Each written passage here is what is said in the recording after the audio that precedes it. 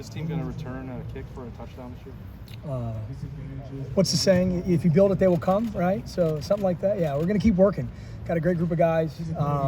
Returning starter at kick returner, and he got close a couple times last year, but close means nothing. And so, we're working every day. We did KOR period today, and that's what we're working towards. But really, at the end of the day, we really just want to have positive field position.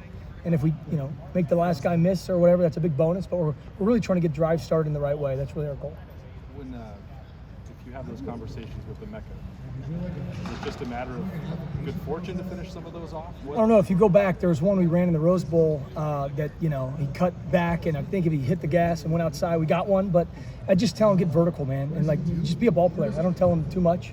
We give him direction, we give him scheme, and then we say, hey, man, you go do you, and be a great player, be a great athlete, be a great ball carrier, and just finish strong. That's all we care about, and wherever it goes, it goes. What's the balancing act with, that Jackson can reliably field a punt for you, and he's also really important for the offense, and maybe you could put somebody like Cameron back there. Oh, I knew that was coming.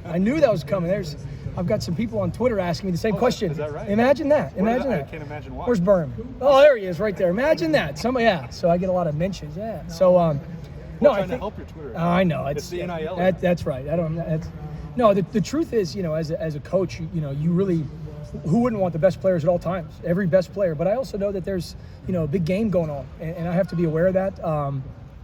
We have a bunch of skilled athletes that can catch punts and field punts. But at the end of the day, we're going to do what's best for the team, and we'll see how that goes September 3rd. Parker, how has your experience previously, I believe it was at James Madison, being the wide receivers coach, helped develop your relationship with guys on the special teams like Jackson and like? I think that's big in a lot of ways. But kind of our mantra around here is we're just playing football, whether it's an offensive play, a defensive play, or a special teams play. And so I get to coach most of the guys on the team, and so that's one of my favorite parts of the job.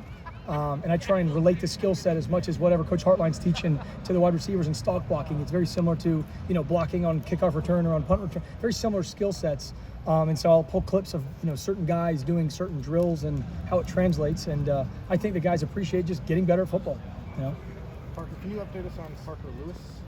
I think Jerry had it. We're still waiting on some of that same stuff from the NCAA. So no update yet. Nope, still waiting. If he does do anything with you guys, he's allowed to practice right now. Yep, but we're still waiting on a result. How do you kind of handle that with him practicing when you don't know if he's going to be able to play? You just kind of got to.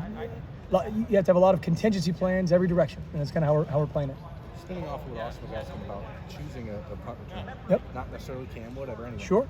How do you balance the knowledge that you have someone like Jackson, who is obviously such an integral part of the offense, versus someone like Cam, who is right now a depth chart piece on defense? Does it make you say, hey, maybe we should put this guy out there as an attempt to avoid injury? There's, if you remember, go back to last season. I mean, you go back really multiple years. There was a time when Garrett was kind of a role player on offense, and he didn't even start the year as our punt returner that year. He came in, I think his first one was maybe against Nebraska back in 2019, was his first chance to return a punt. I think he broke a big one. We might have got called for a hold, but it was, and you just kind of see guys with the ball in their hands react.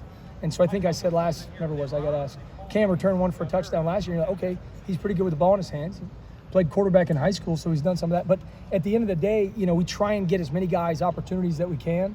And like last year, Garrett started, and then, obviously Jackson ended the year as our punt returner. So you just kind of feel what's going on and how things are playing out. Do you know the last time Ohio State returned a kick and a punt return for a touchdown? Yeah, 2010 was the kickoff, and then in 2014 was the punt return. You remind guys of that at all the time. Jalen Marshall, right? It was against Indiana, I think. Coach Will, I think they were like up 8. They were like winning in the third quarter, I think, and he breaks one and gets in the end zone, and then obviously Jordan Hall's was team up north. I'm pretty sure in 2010. We don't try and like I said, our job in that way is to gain positive field position for the offense. Those are all bonuses that we're striving for, and there's, you go back to the first punt of 2019, and DeMario, he almost scores, but we had a guy, do such a good job on the front line. The guy's still at the line of scrimmage, and he runs down and knocks DeMario out of bounds on the 20-yard. So it's one of those, that's a great play. What are you going to tell him, to lose his guy earlier? But no, really, it's the stars, it's something we can earn, and we got to do a better job, but that's our goal.